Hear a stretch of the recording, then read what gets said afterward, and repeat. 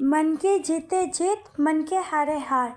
आइए ये कहानी सुनते हैं किस तरीके अगर हम मन में हार मान लेते हैं तो हमारी हार होती है, और हम मन से जीत मान लेते हैं तो हमारी जीत होता है।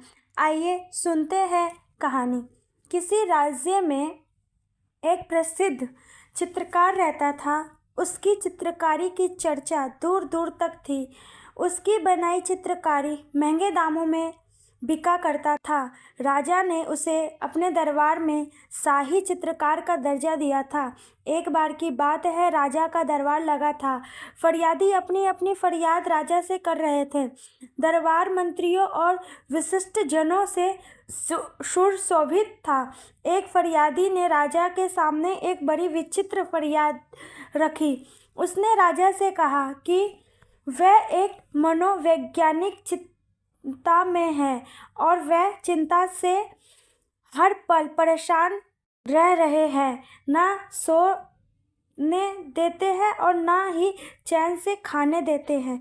अगर इसका समाधान नहीं निकाला गया तो वह अपने प्राण त्याग देगा। फरियादी की ऐसी बात सुनकर राजा को बड़ी हैरानी हुई कि आखिर ऐसी कौन सी समस्या है जिसकी वजह से आदमी अपना प्राण त्यागना चाहता है। राजा ने उस आदमी से उसका कारण पूछा। फरियादी ने बताया कि वह बहुत पहले एक अच्छा मूर्तिकार हुआ करता था। वह बड़ी अच्छी अच्छी मूर्तियाँ बनाया करता था। एक दिन उसने बहुत ही सुंदर मूर्ति बनाई और उसे बेचने के लिए सड़क के किनारे खड़ा कर दिया। कुछ दिनों के पश्चात उसी मूर्ति के आगे एक खत मिला। खत की बात सुनने ही दरबार में बैठे सभी दरबारियों की उत्सुकता बढ़ गई। राजा ने पूछा, क्या था खत में? मूर्तिकार ने बताया कि उसमें लिखा था कि ये दुनिया की सबसे बदसूरत मूर्ति है। बस उसी दिन के बाद से वह कोई भी मूर्ति अच्छे से नहीं बना पा रहा था। उससे कोई भी मूर्ति अच्छी नहीं बन पा रही थी। उसके मन में बात घर कर गई कि वो अच्छा मूर्तिकार नहीं है। ऐसा पहली बार हुआ था कि कोई ऐसी फरियादी राजा के दरबार में लाया हो। राजा को समझ नहीं आ रहा था कि क्या किया जाए। मामला कला से जुड़ा था, इसलिए उन्होंने अपने शाही चित्रकार को कोई समाधान निकालने के लिए कहा। शाही चित्रकार ने राजा से 2 दिन का वक्त मांगा और चला गया। चित्रकार ने एक बहुत सुंदर चित्रकारी बनाई और शहर के चौराहे पर टांगवाया दिया।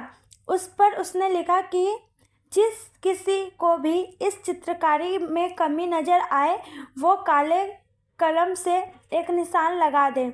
शाम ढलने पर जब शाही चित्रकार उस मूर्तिकार को लेकर चौराहे पर पहुंचा तो देखा कि पूरी चित्रकारी काले कलम के निशान से भरी पड़ी है। मूर्तिकार को कुछ भी समझ नहीं आ रहा था। आखिर चित्रकार करना क्या चाहता था। अगली सुबह चित्रकार ने दूसरी चित्रकारी बनाई जो आधी अधूरी थी और उसे उसी चौराहे पर टंगवा दिया। इस बार उस पर लिखा था कि चित्रकारी अधूरी है, इसे पूरा करें और इसे सुंदर बनाएं। उसी शाम को चित्रकार मूर्तिकार को लेकर वहां पहुंचा तो देखा कि चित्रकारी सुबह की तरह आधी अधूरी ही टंगी है। उसमें ना तो किसी कलम का निशान थे और ना ही किसी ने उस पर पूरा करने की कोशिश की थी। मूर्तिकार को अब समझते देर न लगी।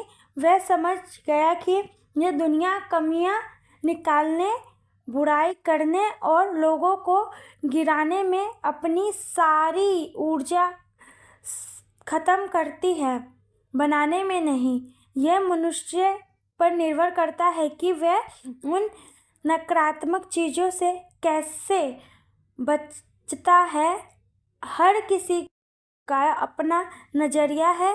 किसी और के नज़रिए से अपनी ज़िंदगी की दशा और दिशा कभी तय न करें।